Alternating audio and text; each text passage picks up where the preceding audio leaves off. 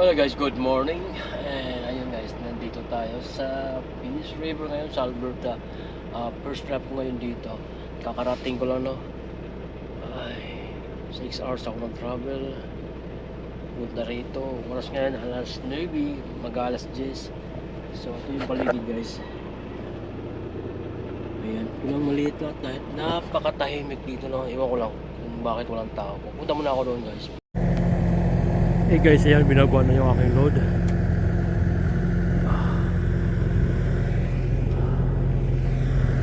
Wala pat lang na load yung ating ida-drop dito. Saan pa dito? Ayun na. Ayun guys, patapos na ako dito. Tatakbo ako sa second drop ko. Ayan, huling ano niya. Pinalipat ko yung sa unahan. Pero ayos na yan, hindi ko na nilipat yung isa. Right, tapos na ako guys dito. Lamig! Hey guys, update tayo sa biyahe natin. So ayun guys, no, pumunta ako dito sa isang turnout. At ayun, napakatahimik dito guys.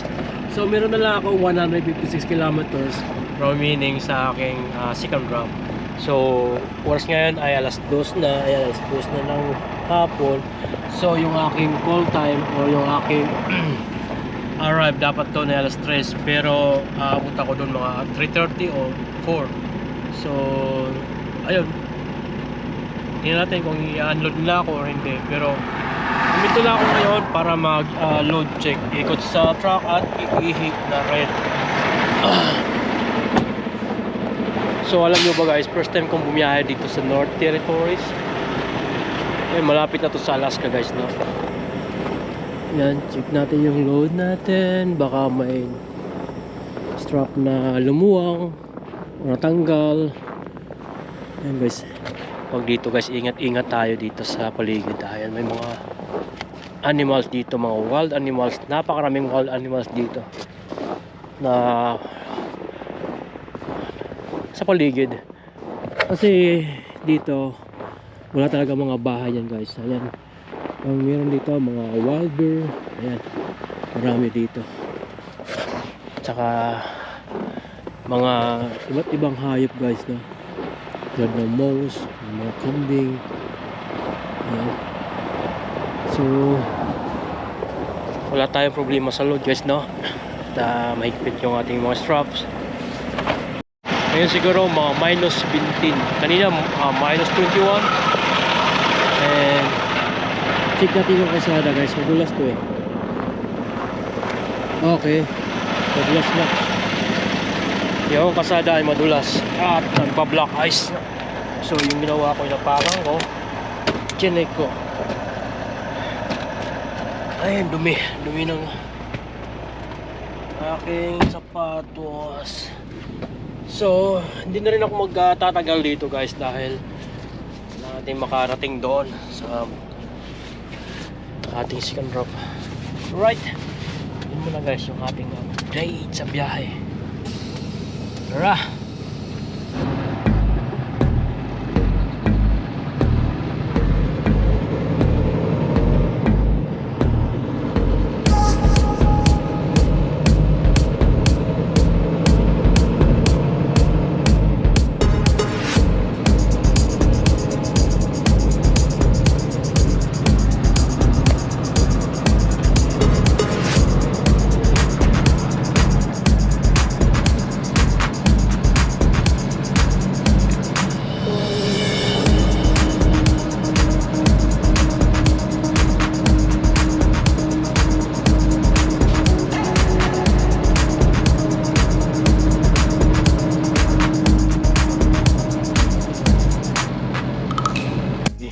So, ayun na nga, no, andito na ako sa aking second drop dito sa anong lugar to, Black Crate. So, sakop siya ng Alberta, guys. Grabe, super lamig sa labas.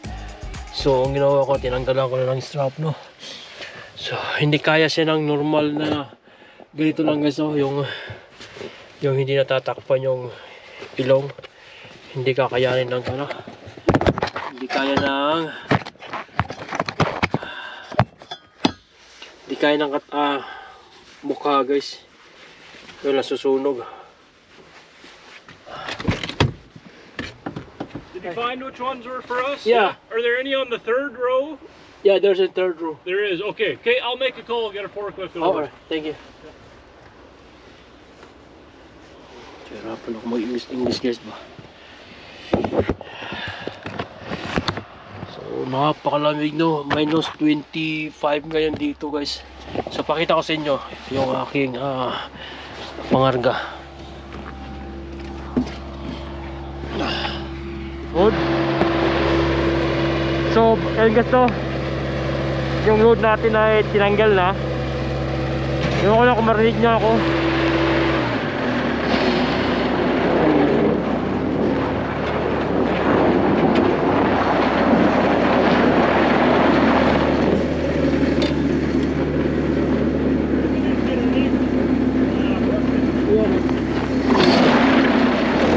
So hindi niya kaya, guys. Kukuha siya ng forklift kasi mataas. Ayan, tatlong pile. Hindi niya kaya, no, kunin, or hindi niya maabot yung taas. So kukuha siya ng forklift.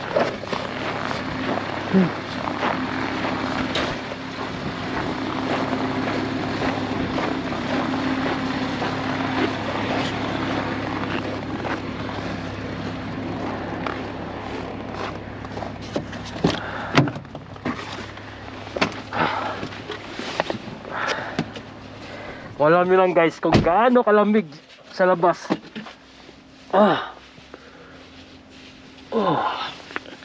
Grabe. Pandalan natin yung EPO, guys, kasi parang hindi na maganda yung lamig.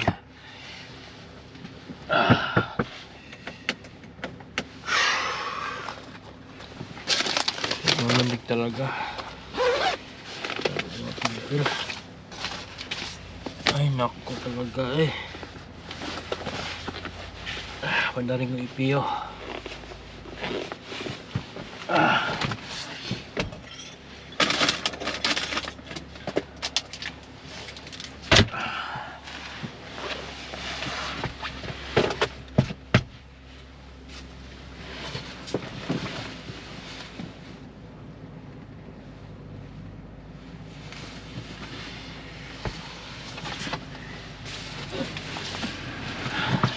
Alam nyo ba, guys, na ang dami kong pagkain sa loob ng truck?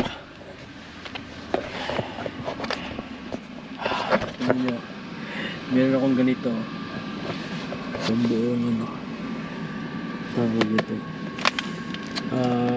Celery, broccoli, carrots. Dami natin pagkain. Tinapay. Meron tayong pinya, meron tayong apple, meron tayong grapes, meron tayong orange. Yan, dami. May tinapay tayo, no? Saka ito, mga peanuts. Hindi natin kain. So, ayun, no? Para hindi tayo magutom sa kalsada. Never stop, I'll get it if I want it. Gotta make to myself a promise. I won't quit, keep going till I got it.